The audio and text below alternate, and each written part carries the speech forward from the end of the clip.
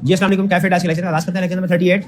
अच्छा, आज के लेक्चर में मैं चाह रहा हूँ हम कोड ऑफ एथिक्स के ऊपर ज़्यादा डिस्कशन करें, क्योंकि आज के लेक्चर में हमारी कोशिश होगी कि इतनी डिस्कशन हो कि आप इस काबिल हो जाए कोड ऑफ एथिक्स की केस स्टडीज़ को प्रैक्टिस कर सकें। तो मैं ज़्यादा टाइम कोड ऑफ एथिक्स पे देना चाह रहा हूँ। जो हमारे रिपोर्ट के क्वेश्चंस कुछ मैंने आपको दिए थे होम असाइनमेंट के तौर पे, उनकी डिस्कशन फिर हम बाद में नेक्स्ट लेक्चर में कर लेंगे मंडे को। सबसे पहले कोड ऑफ एथिक्स में से कोई क्वेश्चन पूछना चाहते हो तो पूछ लीजिए। जी बोल। हाँ जी, सुन लीजिए, यहाँ पे जितने भी थ्रेड्स की डेफिनेशन है उसमें उन्होंने कहा है कि सर इसमें एश्योरेंस टीम मेंबर लिखा हुआ है, लेकिन क्या एश्योरेंस टीम मेंबर के अलावा कोई और पर्सन इसकी वजह से थ्रेट अराइज हो, यानी उसने शेयर खरीदे किसी और पर्सन ने, एश्योरेंस टीम मेंबर नहीं है, या उसका कोई फैमिली एंड पर्सनल रिलेशनशिप है, तो क्या थ्रेट अराइज होगा? कोड ऑफ एथिक्स ये कहता है, ओरिजिनल कोड ऑफ एथिक्स, कि थ्रेट अराइज होगा, यानी टीम मेंबर हो तब भी थ्रेट अराइज होगा। एश्योरेंस टीम मेंबर से बता दें, वो टीम मेंबर जो ऑडिट करने के लिए जा रहे हैं। फर्म के अंदर मैं आपको थोड़ा सा क्विकली स्ट्रक्चर बता देता हूँ, शायद मैंने किसी लेक्चर में बताया है नहीं, स्ट्रक्चर बता देता हूँ। एक होता है कंपनी के अंदर स्ट्रक्चर, ये क्विकली बता रहा हूँ, रफ बोलता जाऊंगा, लिखने की शायद आप पता नहीं लिखेगी, समझ आएगी ना आए। इस साइड पे है कंपनी का स्ट्रक्चर, एक टिपिकल कंपनी, और इधर है ऑडिट फर्म का स्ट्रक्चर। यहां पे कंपनी के अंदर सबसे टॉप पे होते हैं शेयर होल्डर, जो कंपनी के मालिक है, जिन्होंने पैसा लगाया हुआ है। डे टू डे बिजनेस को रन करने के लिए ये अपॉइंट करते हैं डायरेक्टर्स को, जिसे बोर्ड ऑफ डायरेक्टर्स भी कहते हैं।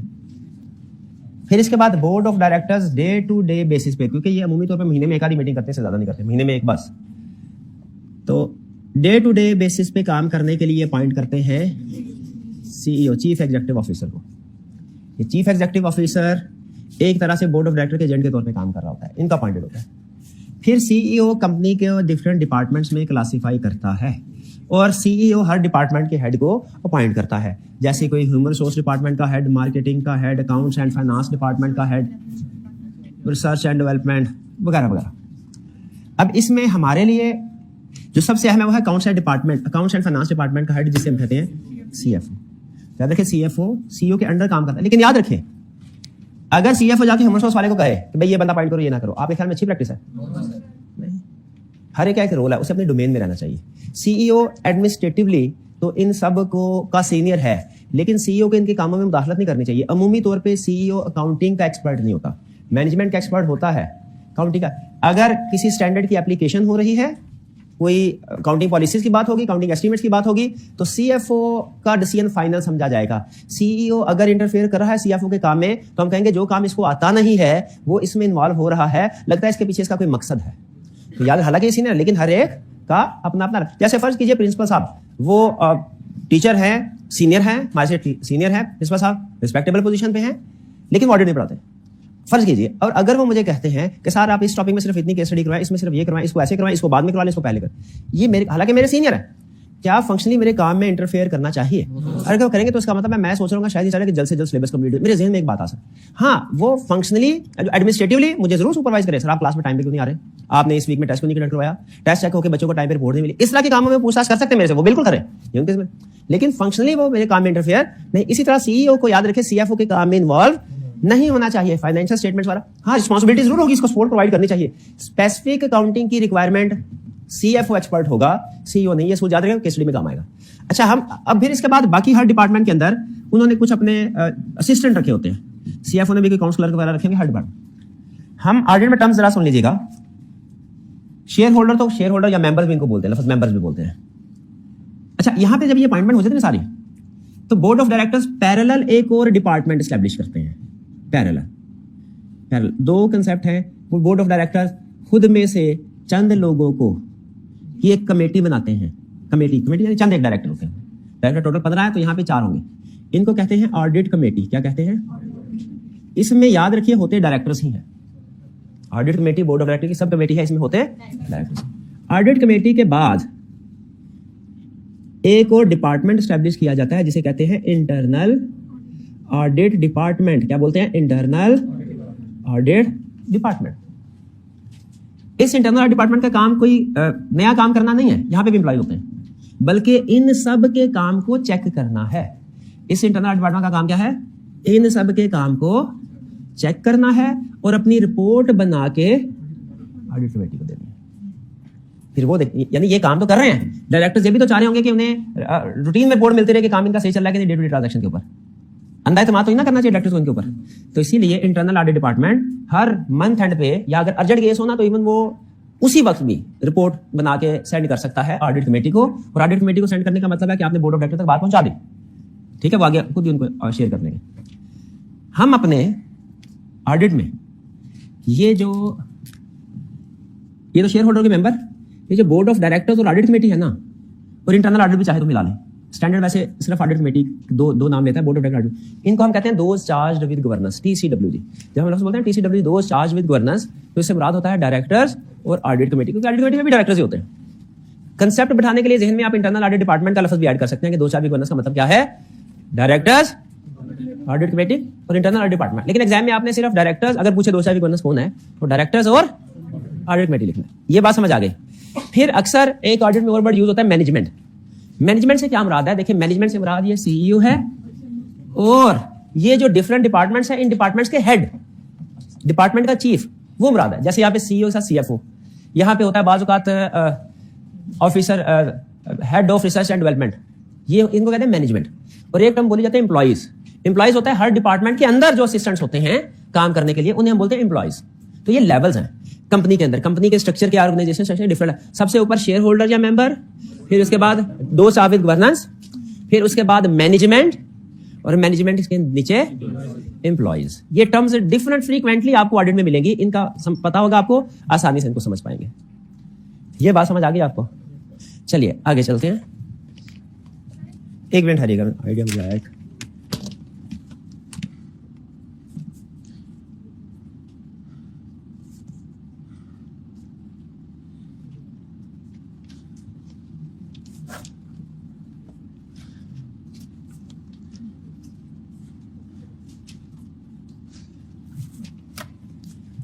भाई ये बात समझ आ गई। चलिए यहाँ पे चेक पॉइंट लगाते हैं। कोई क्वेश्चन पूछना है? किस बच्चे ने पूछना था? जी ये इसको स्लो कर दीजिएगा, इसको या इसका डायरेक्शन फ्लो जो है ऊपर कर दीजिए। ठीक है, आगे चलते हैं। जी CEO क्या डीएम डायरेक्टर नहीं होता? ये लॉ में होता है डीएम डायरेक्टर, ऑडिट में नहीं होता। यानी चैप्टर 6 में ये डीएम डायरेक्टर होगा, लॉ का चैप्टर है ना, बाकी पूरे ऑडिट में कहीं ये डीएम डायरेक्टर नहीं होगा। ऑडिट में CEO को हम मैनेजमेंट का हिस्सा समझते हैं। ठीक है जी, क्लियर? अब आते हैं जरा टीम की तरफ। ये स्ट्रक्चर ध्यान से, क्योंकि ये कोड ऑफ एथिक्स में खास तौर पे इसकी टेस्टिंग करता है। नॉर्मल हम सिर्फ ये कहते हैं audit team shall perform this, audit shall perform that, उसमें फर्क नहीं पड़ता कि ऑडिट टीम में कौन सीनियर है कौन जूनियर। लेकिन यहां पे ध्यान में रखिएगा फर्क पड़ता है। ऑडिट फर्म में या तो सोल प्रोप्राइटर हो सकती है या पार्टनरशिप फर्म हो सकती है। फर्स्ट कीजिए पार्टनरशिप फर्म। अब मैं थोड़ा सा इसको एक्सटेंड कर रहा हूं ताकि CFAP के कुछ कंसेप्ट्स भी हल्का सा ऐड करके वो भी जिस हद तक ऐड हो जाए मैं साथ में बता रहा हूं, जरूरी नहीं है सारी चीजें, लेकिन फिर भी ये एक ऑडिट फर्म है। इसके अंदर होंगे डिफरेंट पार्टनर्स, जैसे partner A plus B plus C plus D। वो पार्टनर्स की तादाद 2 से लेके इवन 60-70 तक भी हो सकते हैं। 20 वाली पाबंदी प्रोफेशनल्स के लिए नहीं है, तो वो ज्यादा भी हो सकते हैं। जैसे यहाँ पे फर्स्ट कीजिए, हम कहते हैं पार्टनर्स हैं A B C D, छोटी फर्म 4 पार्टनर है सिर्फ। बड़ी फर्म है तो इन्होंने डिफरेंट सिटीज में ऑफिस खोले होते हैं, Lahore office, Karachi office, Islamabad office. छोटी फर्म में हो सकता है 1 या 2 शहरों में हो, 2 पार्टनर एक शहर में, 2 दूसरे शहर में होते हैं, 4 एक शहर में। अब ये जो CA फर्म होती है ना, ये सिर्फ ऑडिट नहीं, आप पढ़े सिर्फ ऑडिट रहे हैं, लेकिन ये सिर्फ ऑडिट सर्विसेज परफॉर्म नहीं करती, बहुत सी टाइप ऑफ सर्विसेज होती है। ब्रॉड कैटेगरी होती है 3। ये फर्म की अपनी क्लासिफिकेशन के हार्ड एंड फास्ट नहीं, जनरल बात कर रहा हूं। फर्म को 3 डिपार्टमेंट्स में क्लासिफाई किया जाता है। एक audit and assurance, audit and assurance, other assurance, audit and other assurance department जो ऑडिट रिव्यू वगैरह करता है। फिर टैक्स, जो टैक्स रिलेटेड मैटर्स, और फिर अमूमी तौर पर कहते हैं एडवाइजरी या कंसल्टेंसी, जो डिफरेंट बिजनेस इशू, जैसे कंपनी ने IT सिस्टम लॉन्च करना है, फाइनेंशियल IT सिस्टम लॉन्च करना है, वो अपने एम्प्लॉइज की ट्रेनिंग करवाना चाहते हैं, वो ट्रेनिंग वगैरह कुछ प्रपोजल वैल्यूएट करना है, कंपनी ने दूसरी बिजनेस को बाय करना है, तो वो चाहता है कि हम एसेट्स की लिस्ट बना के एक एप्रोप्रिएट वैल्यूएशन कर दें।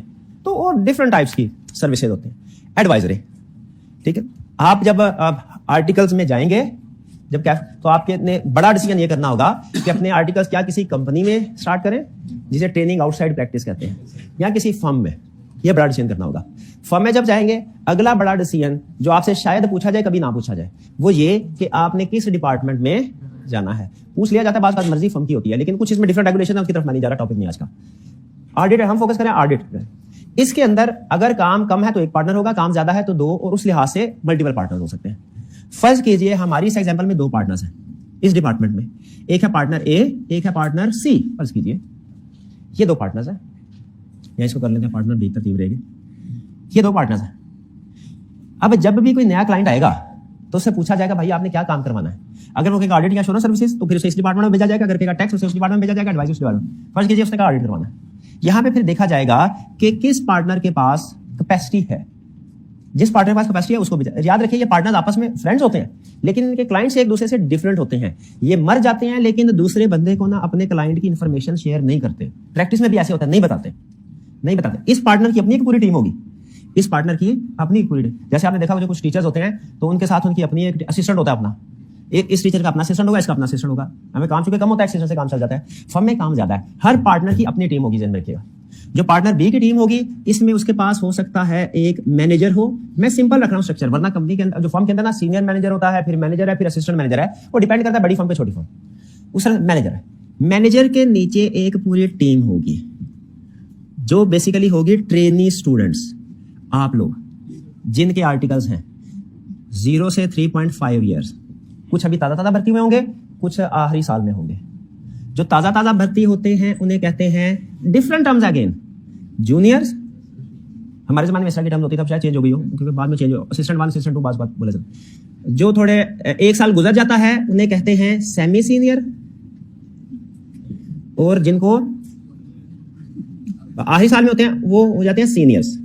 अमूमी तौर पे सीनियर किसी जगह जब टीम भेजी जाती है तो अल्टीमेट कॉन्ट्रैक्ट क्लाइंट के साथ एग्रीमेंट करेगा पार्टनर, एंगेजमेंट लेटर साइन करेगा पार्टनर। फिर पार्टनर मैनेजर से कहेगा तुम प्लानिंग करो।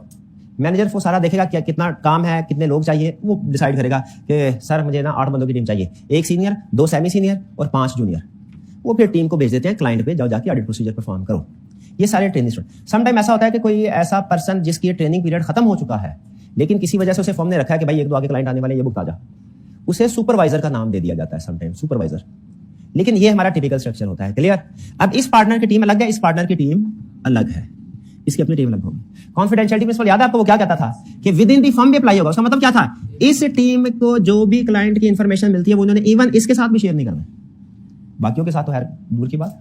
ये कॉन्फिडेंशियलिटी, ये क्लियर हो गया। अच्छा, अब भाई का क्वेश्चन जहां सारी कहानी शुरू हुई थी, याद रखिए जनरल बात बता रहा हूं कि इन दोनों साइड में से किसी भी 2 लोगों का या उनके रिलेटिव्स का आपस में किसी भी किस्म का रिलेशन है, इंटरेस्ट है, थ्रेट अराइज होगा। पूरे कोड ऑफ एथिक्स की समरी एक लाइन में।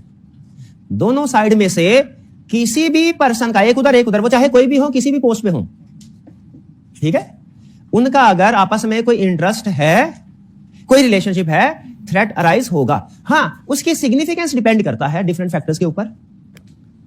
जैसे अगर इस फर्म में सीईओ का पार्टनर के साथ कोई रिलेशनशिप है, थ्रेट राइज होगा?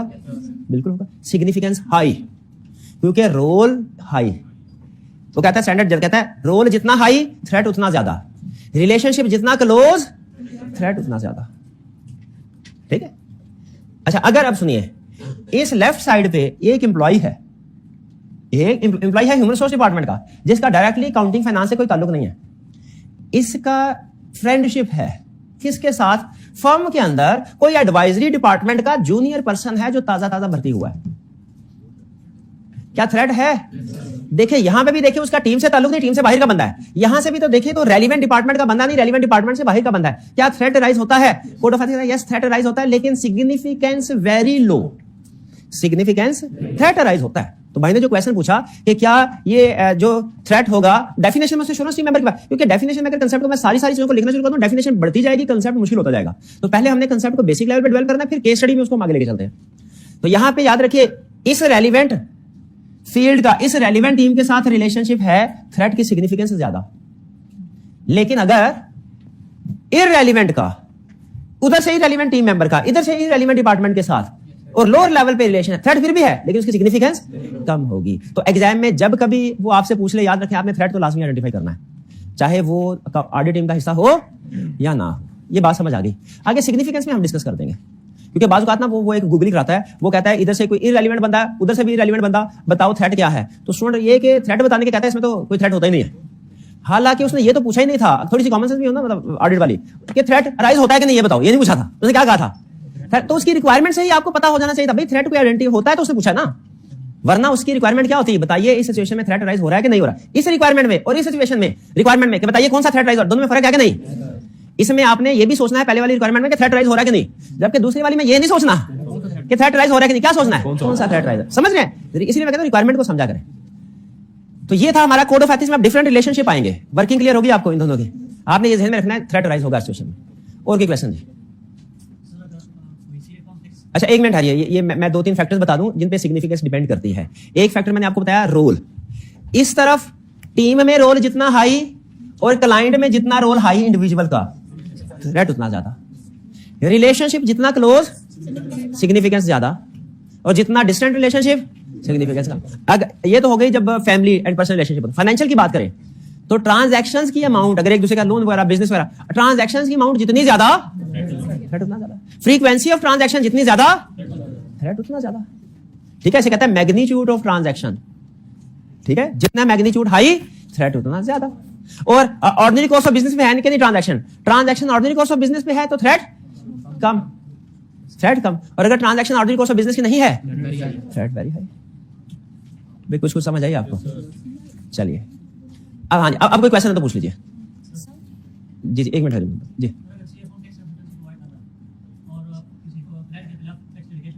अच्छा एक मिनट है, मैं यहाँ पे आपको रोक रहा हूँ। आप अभी इन क्वेश्चंस के स्पेसिफिक एग्जांपल के बारे में ना सोचिए, स्पेसिफिक एग्जांपल में डिस्कस करनी है। आपने टेक्स्ट वाला पॉइंट उठाया, ये हमारे सिलेबस में हमने डिस्कस करना है, तो वहां पे डिटेल में डिस्कस करूंगा। ठीक है, अगर कोई कंसेप्ट बिल्कुल बेसिक होना तो वो मेरी कोशिश होती है आगे पढ़ाना भी है ना तो भी बिल्ड कर दूं, लेकिन जो कंसेप्ट थोड़े से ज्यादा डिस्कशन वाले होते हैं ना वो बाद में। इसमें असल में 5 क्वेश्चन निकलती हैं, 3 हमारे सिलेबस में 2 नहीं है, तो मैं वहां पे बताऊंगा क्वेश्चन कौन से टेक्स्ट के हवाले से और किसमें क्या थ्रेट राइज होता है। जी जी आपका क्वेश्चन।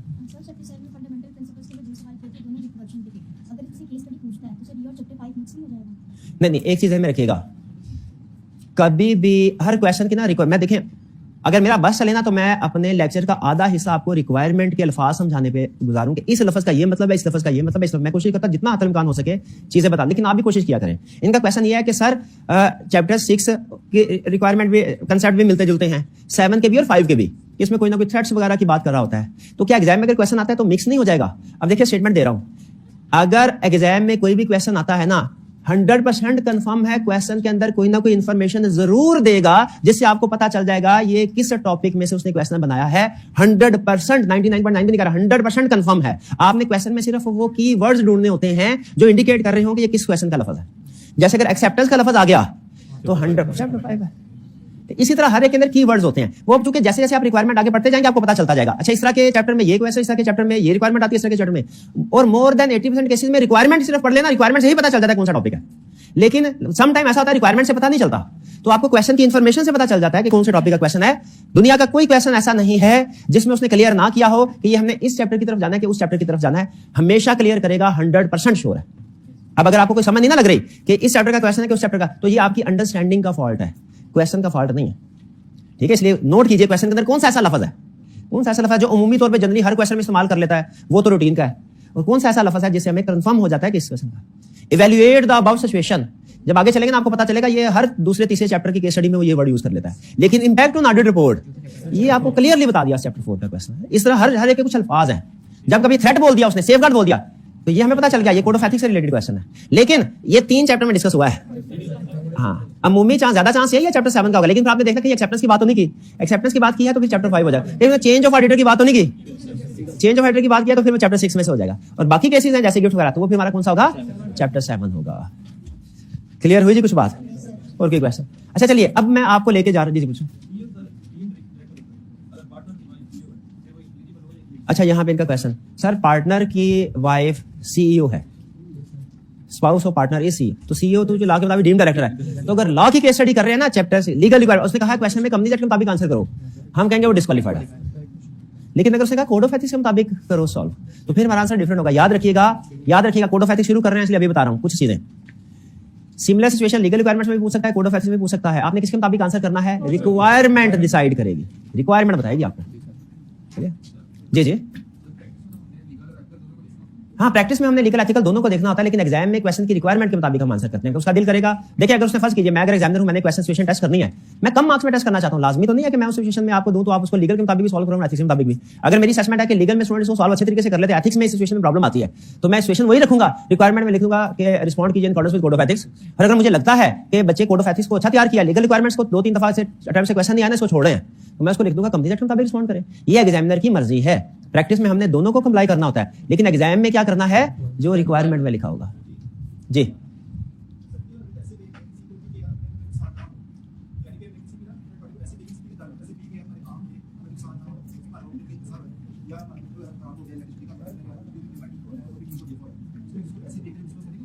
उसको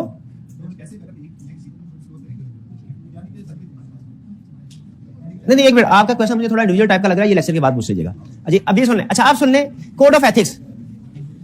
इसमें मैंने आपको कल बताया था कि 3 चीजें सबसे अहम रिक्वायरमेंट में 3 तरह की चीजें। अब अटेंटिव हो जाए, केस स्टडी आपको सिखा रहा हूं। थ्रेट को आइडेंटिफाई करना, एक्सप्लेन करना है, थ्रेट को वैल्यूएट करना है। अब आगे हम जितनी सिचुएशन पढ़ेंगे ना, आप नोट कीजिएगा, उनमें तकरीबन सब में इसी स्ट्रक्चर के साथ उसने सिचुएशन को डिस्कस किया होगा।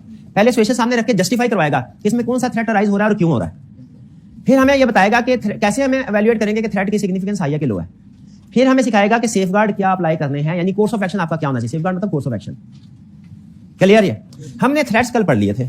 इसमें सबसे अहम चीज भाई ने स्टार्ट में क्वेश्चन पूछ लिया कि टीम मेंबर की बात हो रही है, लेकिन थ्रेट बाकी रिलेशंस में भी अराइज हो सकता है। Evaluating threat. अच्छा, इवैल्यूएटिंग थ्रेट में जो बात कर रहे हैं ये थ्योरेटिकल है, इसका केस स्टडी में कोई ताल्लुक नहीं है। ये इसके बाद जो चीजें हैं, ये इवैल्यूएट और एड्रेसिंग द थ्रेट, ये थ्योरेटिकल हैं, केस स्टडी की डिस्कशन अलग होगी। कहता है जब आपने थ्रेट आइडेंटिफाई कर लिया, ऊपर थ्रेट था ना, देखें स्टार्ट में उसने 3 चीजें बताई थी, थ्रेट, इवैल्यूएटिंग द थ्रेट यानी सिग्निफिकेंट है कि नहीं, और सेफगार्ड। यहां पे उसने थ्रेट की डेफिनेशन वगैरह दे दी।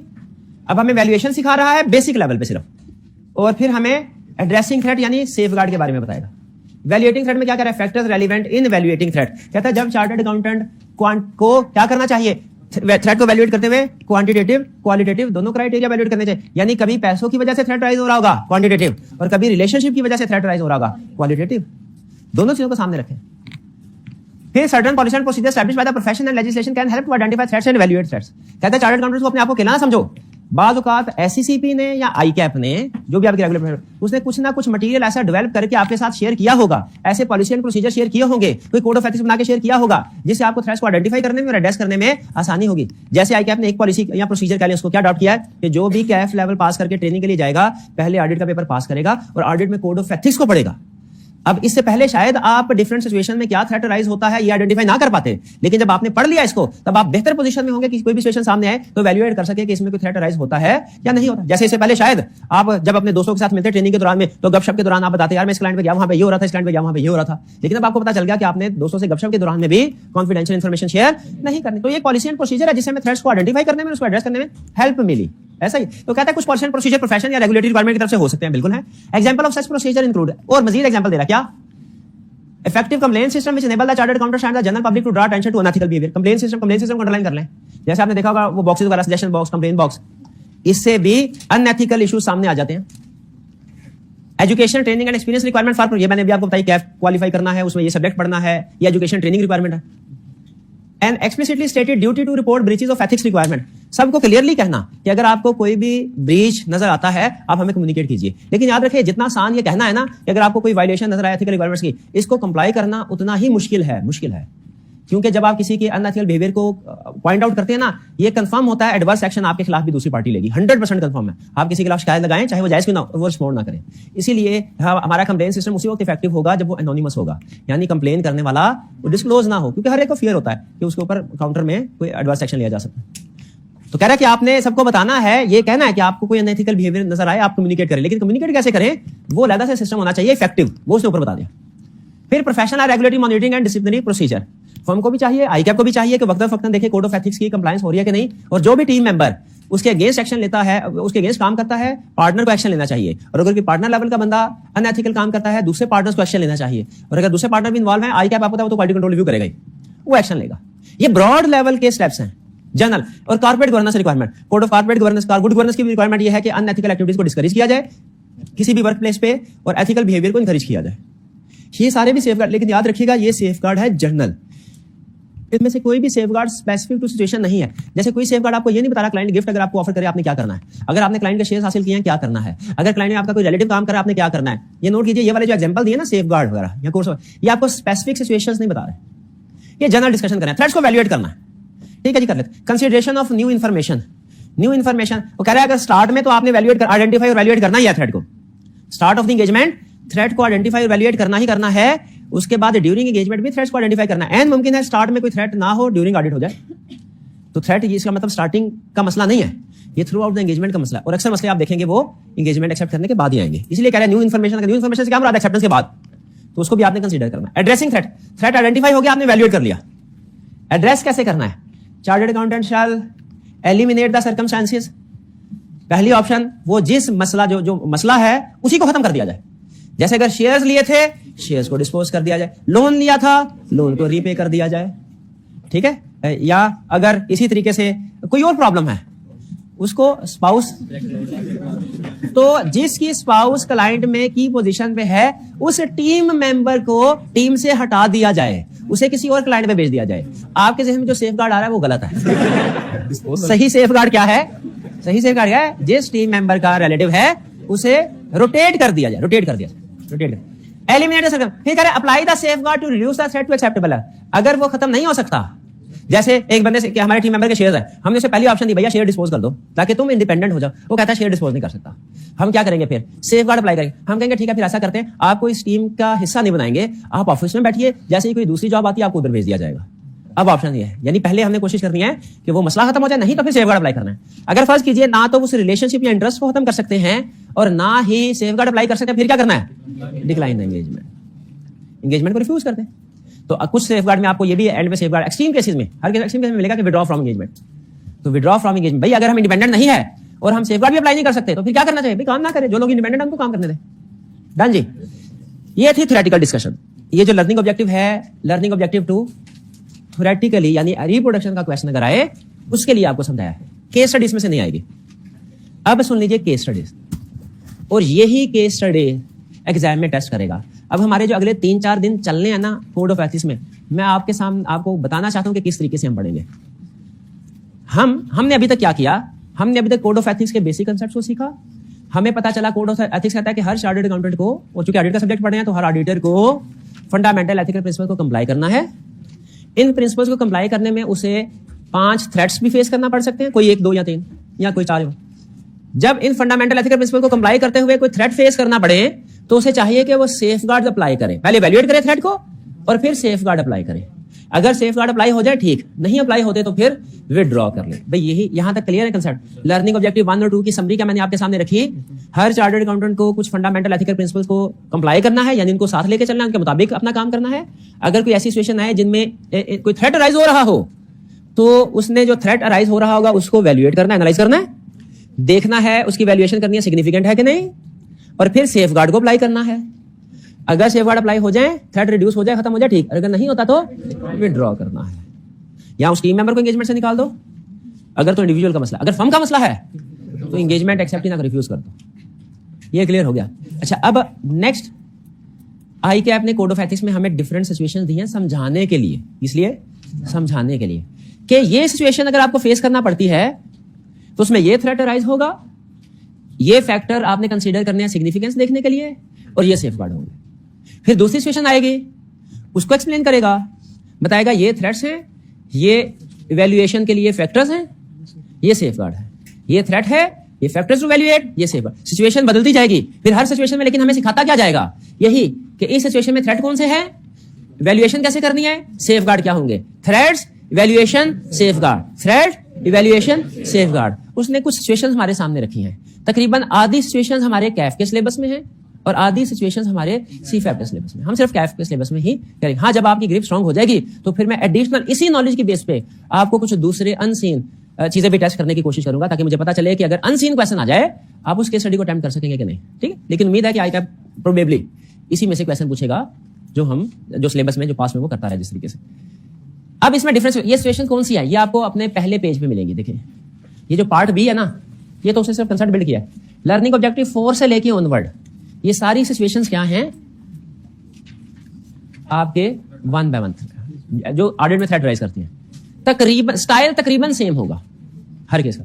वो आपको बताएगा सिचुएशन क्या है, इसमें थ्रेट कौन से, 3 चीजें थ्रेट कौन से राइज होते हैं, वैल्यूएशन, सेफगार्ड, ये चीज आपने इनको पहचानना है। अच्छा, अगर तो केस स्टडी इन्हीं में से आती है जो कि हाईली प्रोबेबल है इन्हीं में से, तो आपने फिर इन्हीं थ्रेट्स या सेफगार्ड जो डिस्कस किए हुए हैं ना उनको लिखना है।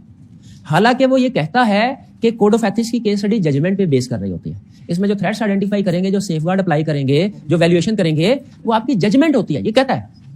लेकिन याद रखिए कि जजमेंट तब अप्लाई करनी चाहिए जब कोई स्पेसिफिक केस हमने डिस्कस ना किया, क्योंकि अगर कोई स्पेसिफिक केस एग्जाम में आ चुका है, वो किताब में डिस्कस हुआ है, वो सोल्यूशन में है, तो भी खुद से उसका सोल्यूशन बनाने की बजाय बेहतर है टेस्टेड एंड ट्रस्टेड सोल्यूशन ही दिया जाए। तो हालांकि किसी भी कोड ऑफ एथिक्स, अगर आपने प्रिंसिपल्स को अच्छे तरीके से समझ लिया, थ्रेट को समझ लिया है, सेफगार्ड को समझ लिया है, आप किसी भी कोड ऑफ एथिक्स की केस स्टडी को जजमेंट की बेस पे सॉल्व कर सकते हैं और आपकी जजमेंट आपको सही साइड पे लेके जाएगी, सही साइड पे लेके जाएगी। ये कोड ऑफ एथिक्स इजी है, बस इसमें सिचुएशंस बहुत सी हैं, लेकिन है ये इजी।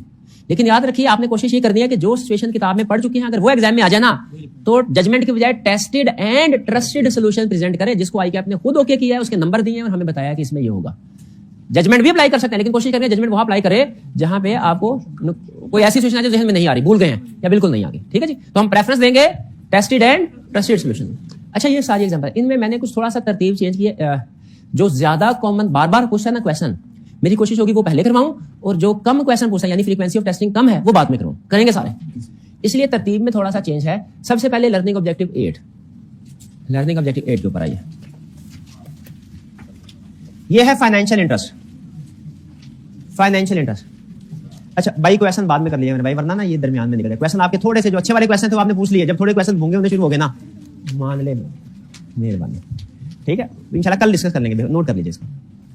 पूछ ले यार, पूछ ले, मेरा ज़मीर ऐसे मलामत करता रहेगा, पूछ ले मेरा भाई। 2 मिनट हमें एक्स्ट्रा बैठना पड़ेगा ना, कोई बात नहीं, भाई के लिए बैठ सकते। सही बोला था, मैंने सही बोला था।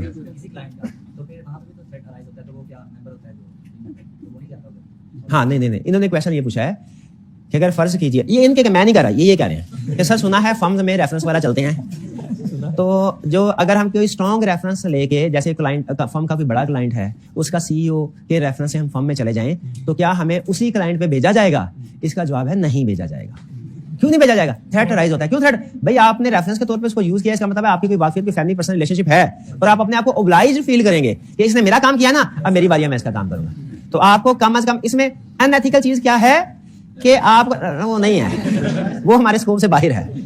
रेफरेंस करना कि नहीं करना वो हमारे, उसके ऊपर मैं डिस्कशन नहीं करा।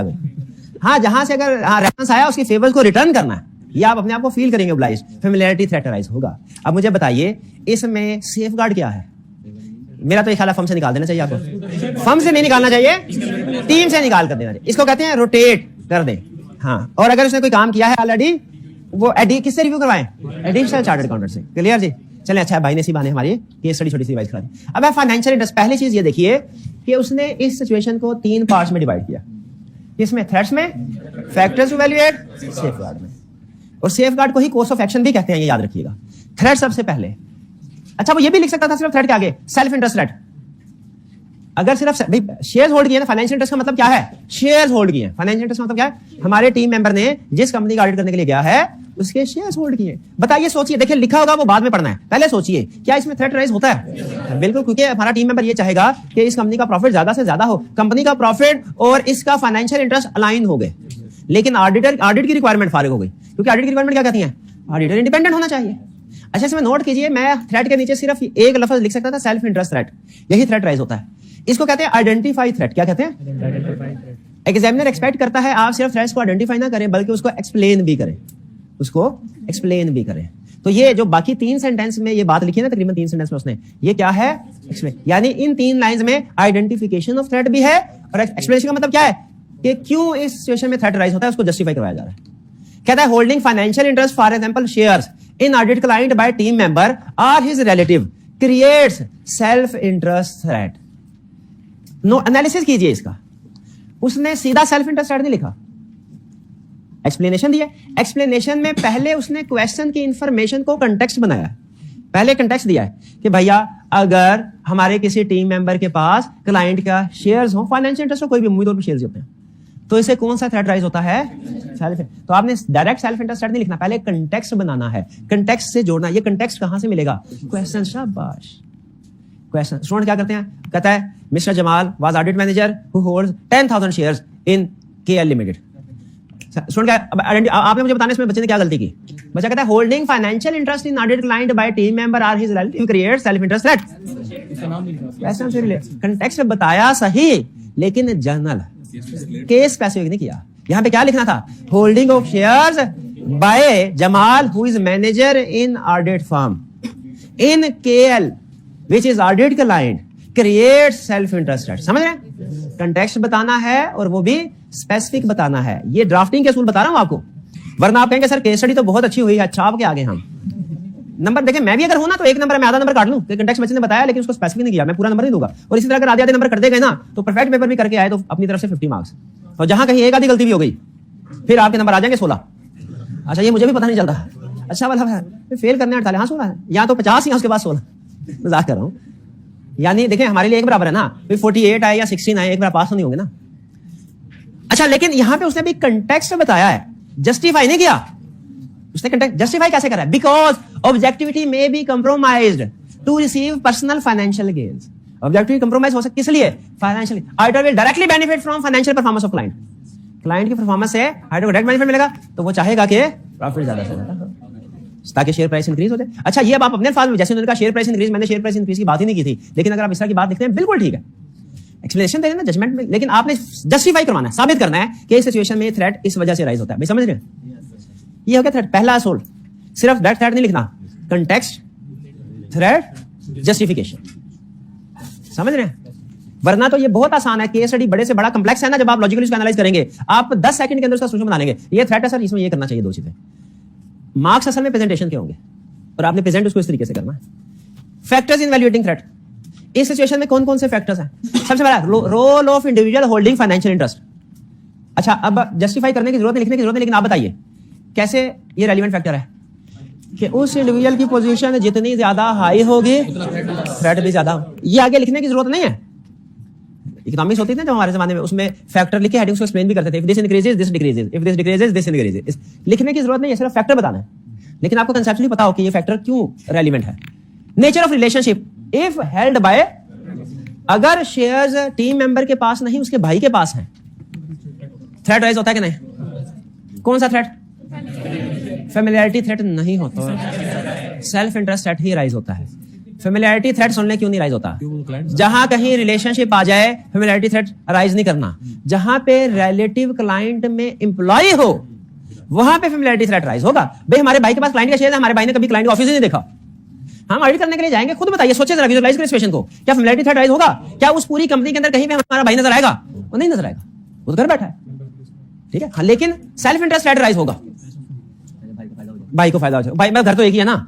अच्छा कभी कभी ऐसा होगा फायदा भाई को हो रहा होगा, वालिद को हो रहा होगा, वो आगे स्पाउस कह रहा होगा, चाइल्ड कह रहा होगा, तो हम उसमें भी कहेंगे सेल्फ इंटरेस्ट थ्रेट राइज हो रहा है। तो आप कहेंगे कि कैसे सेल्फ इंटरेस्ट थ्रेट राइज हो रहा है? पैसे ऑडिटर को थोड़ी मिल रहे हैं, उसके फैमिली मेंबर को मिल रहा है। तो फैमिली मेंबर ही सही, लेकिन है तो एक ही घर। तो familiarity threat clear. Familiarity threat यहां पे राइज, फेमिलियरिटी थ्रेट कब राइज होगा? नेचर ऑफ रिलेशनशिप, अच्छा अगर जो इंटरेस्ट रखा है वो स्पाउस ने बाय किया है, spouse of team member, threat ज्यादा हो जाएगा। ब्रदर मॉडरेट, और अगर कोई कजन अंकल वगैरह लो हो जाएगा। Safe the materiality of the financial interest, ये एक्सप्लेन करें। ये अमाउंट जितनी ज्यादा होगी थ्रेट उतना ज्यादा। क्लियर? आगे चलते हैं safe guard. Course of action, क्या करना चाहिए? अच्छा सबसे पहले इंटरेस्टिंगली देखें, उसने जिस मेंबर का इंटरेस्ट है ना उसकी जिम्मेदारी लगाई है कि member should notify firm about financial interest. Member को ये नोटिफाई करना चाहिए कि मेरा फाइनेंशियल इंटरेस्ट है। दूसरे नंबर पे member shall dispose of interest, या यूं कह ले फर्म कहेगी मेंबर को, firm will request member to dispose of interest. सारे का सारा कर दे या इतना के रिमेनिंग इमटेरियल हो जाए, और अगर वो नहीं करता तो remove the relevant team member from audit team. Rotate नहीं, क्योंकि रोटेट करके थ्रेट तो फिर वो उधर ही जाएगा। रोटेट तो उस वक्त हो सकता है जब फेमिलियरिटी थ्रेट हो, यानी भाई क्लाइंट में एम्प्लॉय है और वो इन्वेंटरी डिपार्टमेंट में है, तो चलो हमने कहा इसका भाई इन्वेंटरी डिपार्टमेंट में है, इसको ऐसा कर इन्वेंटरी से हटा के एक्सपेंसेस की वेरिफिकेशन में लगा देते हैं, ठीक है, फिर थ्रेट खत्म हो जाएगा किसी, समझ रहे? लेकिन अगर शेयर्स खरीदे हैं तो वो तो हर एरिया में, जिस एरिया में भी उसे काम देंगे उसमें वो अगर एक्सपेंसेस बढ़ रहे हैं जिस एडजस्टमेंट में, वो रिपोर्ट नहीं करेगा। तो यहां पे क्या करना चाहिए, उस टीम मेंबर को रिमूव कर देना चाहिए। और अगर उसने रिमूवल से पहले कोई काम किया हुआ है तो वो जो वर्क डन है इंडिपेंडेंट चार्टर्ड, यहां पे इंडिपेंडेंट से क्या मुराद है, जो उसने, जिसने इंडिपेंडेंट से मुराद वो पर्सन है जो टीम का हिस्सा नहीं है, जिसने प्रोसीजर परफॉर्म करने में कोई रोल प्ले नहीं किया। मेरे कुछ समझ आ रही है आपको? ठीक है, अच्छा समझ आ रही है तो जरा आपकी जिंदगी की पहली केस स्टडी हो जाए कोड ऑफ एथिक्स की। कह रहा है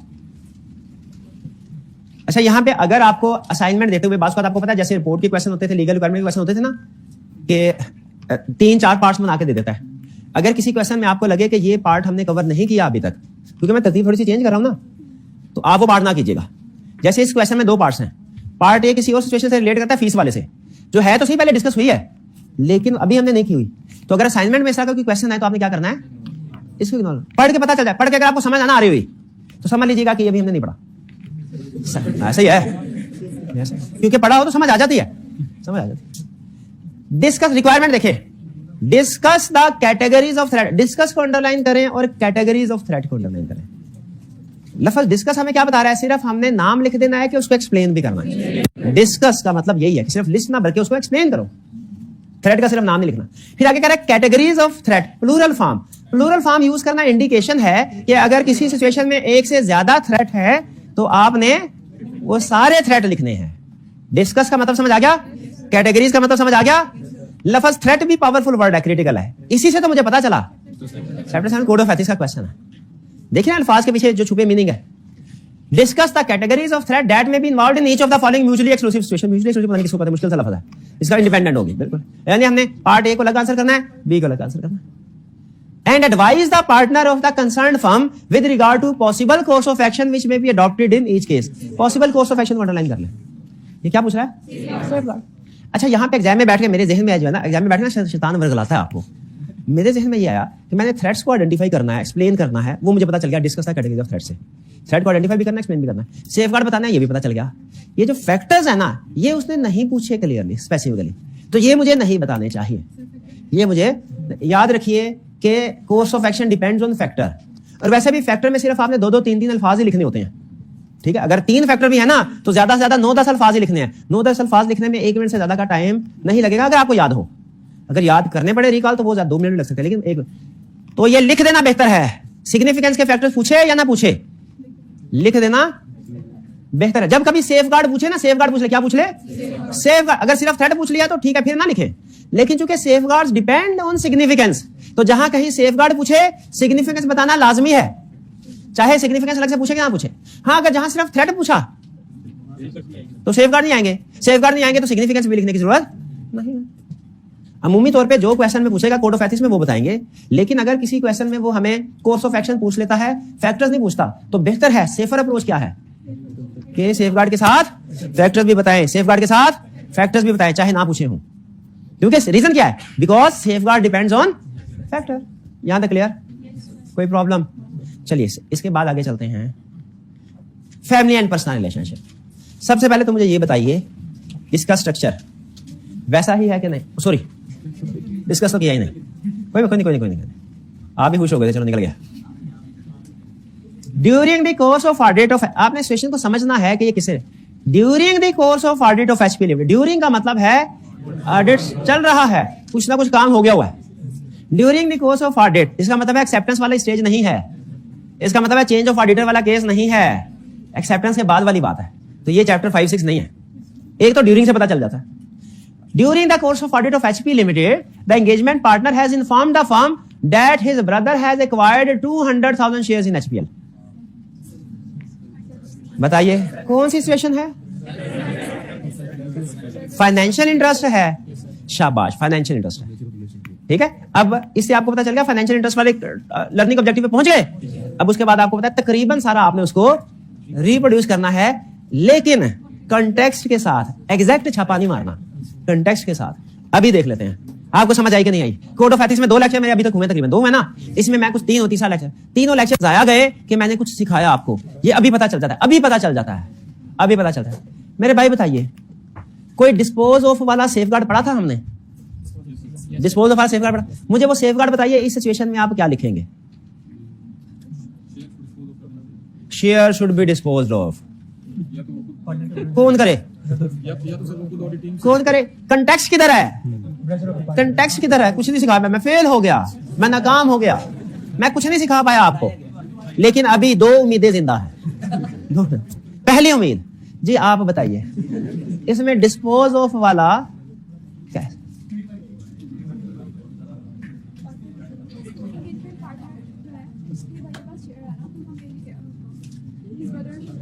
हाँ शाबाश, हम कहेंगे ब्रदर ऑफ एंगेजमेंट पार्टनर, नाम तो नहीं लिखा, नहीं लिखा, brother of engagement partner should be convinced to dispose of, या brother of engagement partner should dispose of shares. ठीक है, कंटेक्स्ट के साथ लिंक कर दिया, सीधा नहीं बोला। अब ये तो बराबर हो गया, नेगेटिव पॉजिटिव बराबर हो गया। अब सर देखते हैं फाइनल राउंड। इस सिचुएशन में थ्रेट को कैसे एक्सप्लेन करेंगे? Identify and explain threat. मैं क्या लिखूंगा? मैं लिखूंगा this situation creates self interest threat. क्या मुझे नंबर देगा? की बात है, नहीं देगा? चलिए मेरे भाई जरा नंबर लेके दिखाएं एग्जामिनर से जी। शाबाश।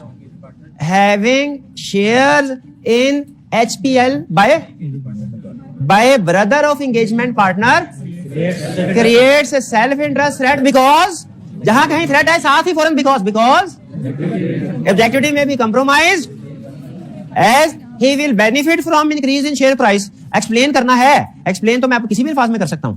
सेल्फ इंटरेस्ट थ्रेट ठीक है, नाम ठीक है, एक्सप्लेन तो जस्टिफाई करना किसी भी, शेयर प्राइस इंक्रीज होगी या फाइनेंशियल इंटरेस्ट उसका लाइन हो गया, सेम हो गया, या क्लाइंट के प्रॉफिट बढ़ने से इसकी ब्रदर की वेल्थ भी बढ़ेगी, किसी भी तरीके से एक्सप्लेन कर दे वो चलेगा, एक्सप्लेनेशन देनी चाहिए, समझ रहे हैं? शाबाश। अब आगे चलते हैं जी। स्पाउस या माइनर चाइल्ड होता, फिर पिछले चैप्टर वाली बात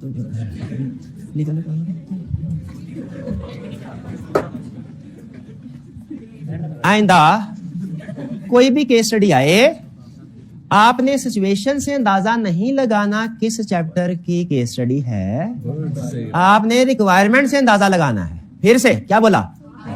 आइंदा कभी भी केस स्टडी आए, सिचुएशन से अंदाजा नहीं लगाना, रिक्वायरमेंट से अंदाजा लगाना है। छोटे होते छोटी सी गेम होती थी, छोटा मैथ का रूल होता था, हम किसी कहते थे कोई सा नंबर लिख लो 5 डिजिट्स, हम इधर मुंह कर रहे हैं 5 डिजिट लिख रहा था, फिर हम रैंडमली कुछ उसमें लफ्ज लिख लेते थे, फिर इधर मुंह कहते थे फिर अगले 5 डिजिट लिखो, और फिर हम लिखते थे और कहते थे ये देखो टोटल में चाहिए, आंखें बंद करके कहते थे टोटल ये होगा। वो छोटा सा फार्मूला आता था, आगे पीछे करने होते थे, उससे फर्क नहीं पड़ता क्योंकि फार्मूला लिंक बनाना था ना, कॉम्बिनेशन 9 का कॉम्बिनेशन होता था शायद, वो बनाना होता था। तो याद रखिए इससे फर्क नहीं पड़ता कि एग्जैक्ट क्वेश्चन में इंफॉर्मेशन कौन सी है, आप कोई भी इंफॉर्मेशन लिख दीजिए, रिक्वायरमेंट को मैं चेंज करके सेम इंफॉर्मेशन के साथ, सारी इंफॉर्मेशन सेम, सिर्फ रिक्वायरमेंट चेंज करूंगा, 5 में से किसी भी टॉपिक का क्वेश्चन बन सकता है। वो रिस्क असेसमेंट का बन सकता है, प्रोसीजर का बन सकता है, वो रिपोर्ट का बन सकता है, वो रिलेटेड पार्टी का बन सकता है, वो फ्रॉड का बन सकता है, सिर्फ रिक्वायरमेंट चेंज होने से। तो आपने सिचुएशन से अंदाजा नहीं लगा, भाई ये सिचुएशन तो हमने चैप्टर 14 में पढ़ी हुई है, ये होना हो चैप्टर 14 का ही क्वेश्चन है, क्योंकि माइनर का लफ्ज उधर इस्तेमाल हुआ था। फॉर एग्जांपल ऐसे फैसला करना है, कैसे फैसला करना है? रिक्वायरमेंट से। रिक्वायरमेंट के ऊपर जितना मैं जोर लगा रहा हूं ना, फोकस करें, आप उतने उसे भाग रहे हैं। रिक्वायरमेंट में मेरी जिम्मेदारी है, हमेशा ये कहेगा या तो कोड ऑफ एथिक्स लिखेगा या लिखेगा कंपनीज एक्ट। पुराने जमाने में वो एक और लफ्ज लिखा करता था, वो कभी किसी जगह जब मुझे पता चल जाएगा ये कंसेप्ट आपका स्ट्रांग है, फिर आपको बताऊंगा। एप्लीकेबल रूल्स एंड रेगुलेशन, कुछ केस स्टडीज अगर आपने की होंगी ना तो मेरा एप्लीकेबल, इसका मतलब फिर कभी बताऊंगा। इन शॉर्ट केस स्टडी की रिक्वायरमेंट में अगर कोड ऑफ एथिक्स है तो वो चाहे रिक्वायरमेंट लीगल रिक्वायरमेंट में 10 दफा डिस्कस हुई, आपको कसम है। अगर रिक्वायरमेंट के अंदर उसने कहा ना कोड ऑफ एथिक्स के मुताबिक आंसर करो, कोड ऑफ एथिक्स वाले चैप्टर पे जाना, लीगल रिक्वायरमेंट पे नहीं जाना। और अगर रिक्वायरमेंट ने कहा कंपनीज एक्ट के मुताबिक आंसर करो, कसम है आपको कि कोड ऑफ एथिक्स में नहीं जाना, कंपनीज एक्ट के मुताबिक जाना। रिक्वायरमेंट के नंबर देगा। आगे चलें। फैमिली एंड पर्सनल रिलेशनशिप, क्या ऑडिट टीम मेंबर में और क्लाइंट के किसी मेंबर में फैमिली एंड पर्सनल रिलेशनशिप हो सकता है? बिल्कुल हो सकता है। कह रहा है किससे?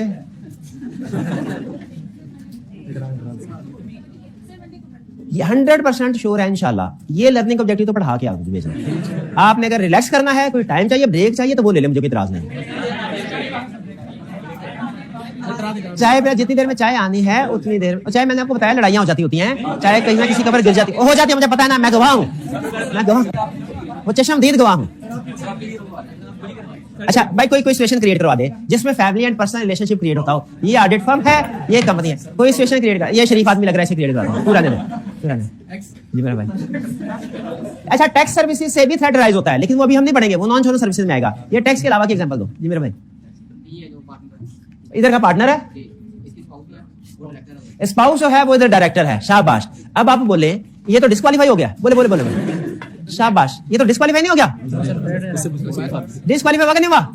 खुदा का होकर वो लीगल रिक्वायरमेंट में डिस्क्वालीफाई होता है, ये कोड ऑफ एथिक्स है। डिस्क्वालीफाइड का लफ्ज लीगल, ध्यान ही, अच्छा ध्यान, कोई बात नहीं। तो चलिए भाई ने हमें सेशन दे सर, एंगेजमेंट पार्टनर की स्पाउस क्लाइंट में डायरेक्टर है या ऑफिसर है कोई, फैमिली एंड पर्सनल रिलेशनशिप आ गया। अब जरा आपने देखना है क्या थ्रेट जो उसने बताया यही राइज होते हैं। कह रहा है family and personal relationship with client, personal client, personal client individual client के employees creates self interest threat, familiarity threat, individual. लेकिन इसमें आपने इसको कंटेक्स्ट डाल देंगे कि नहीं स्पेसिफिक है कि स्पाउस ऑफ आवर पार्टनर, जो भी उसका नाम है, is director, is manager, officer in HPL, therefore it creates following threats. पहला सेल्फ इंटरेस्ट है। सेल्फ इंटरेस्ट थ्रेट क्यों राइज हो रहा है भाई? सैलरी घर में आ रही है ना। फैमिलियरिटी थ्रेट क्यों राइज हो रहा है? रिश्तेदार है उसके। इंटिमिडेशन थ्रेट क्यों? अच्छा याद रखिए, इंटिमिडेशन थ्रेट स्पाउस की तरफ से नहीं है। हाँ, क्योंकि वो अगर ब्रदर आ गया फिर आपने कहना सर ये तो इंटिमिडेशन थ्रेट है क्लाइंट की तरफ से।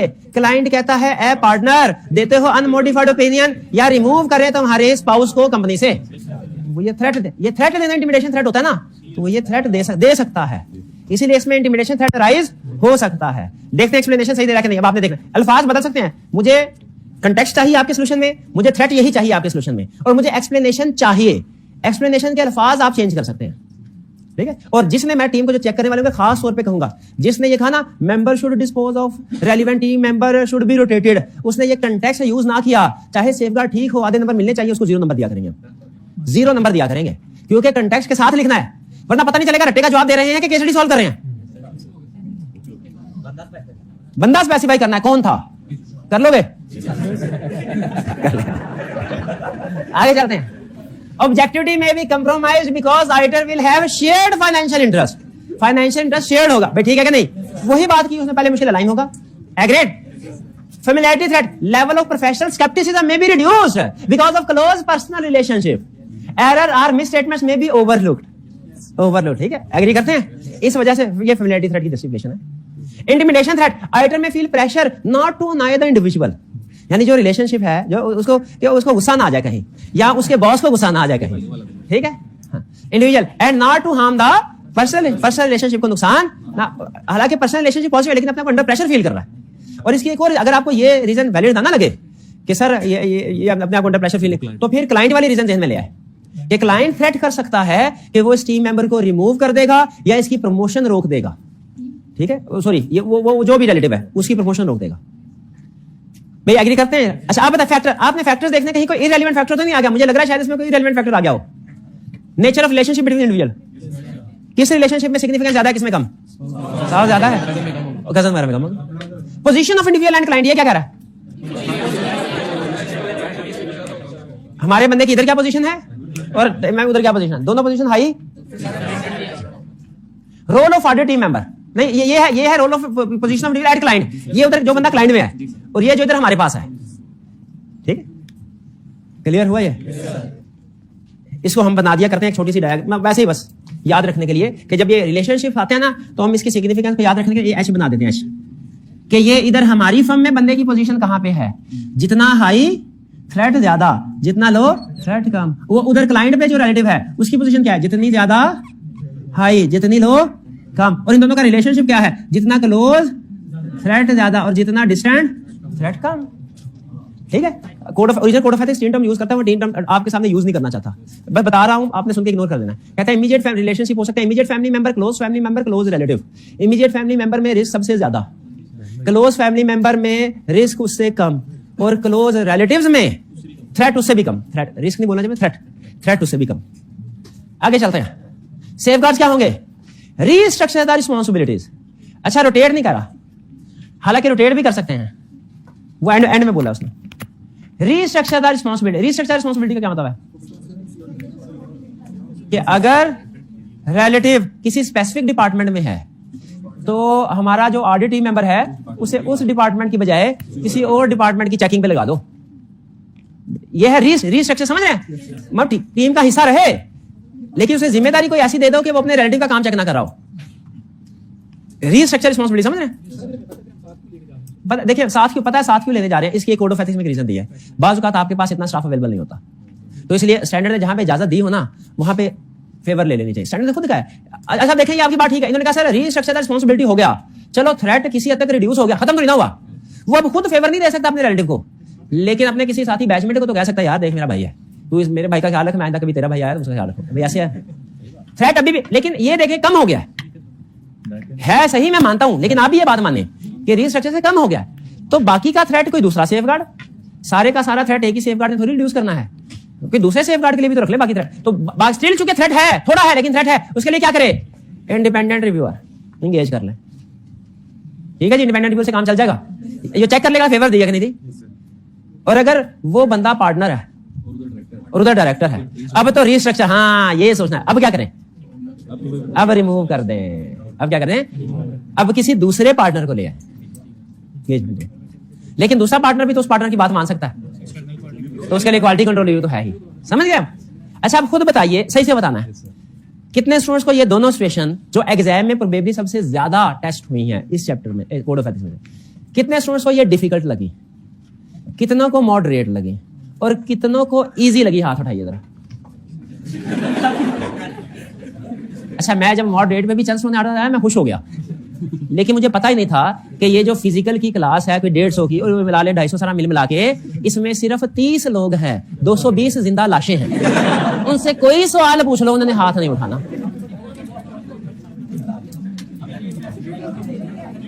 फिर से टाइम ऊपर हो चुका है। अच्छा हाथ उठाने के लिए जान नहीं है, घर जाने के लिए दौड़ लगा देगी, अभी टाइम ऊपर हो चुका है। भाई मैं असेसमेंट करना चाहता हूं, मुझे अभी नहीं, ये वोटिंग है। मुझे बताइए कितने स्टूडेंट्स को ये डिफिकल्ट लगा? ये हाइब्रिड क्लास में आगे वाले लोग, हाँ जी बिल्कुल भाई हाथ उठा। अच्छा कितनों को ये डिफिकल्ट लगा फिर से बताइए जरा, ठीक? कितनों को मॉडरेट लगा, कितनों को इजी लगा? चले इजी वाले, मॉडरेट वाले ज्यादा है तकरीबन 50%, इजी वाले कोई समझ लीजिए 35% है, डिफिकल्ट वाले 15% है।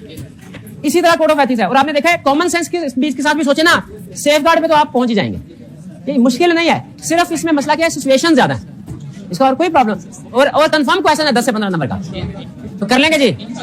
चलिए आज का लेक्चर यहाँ पे खत्म करते हैं, अल्लाह हाफिज।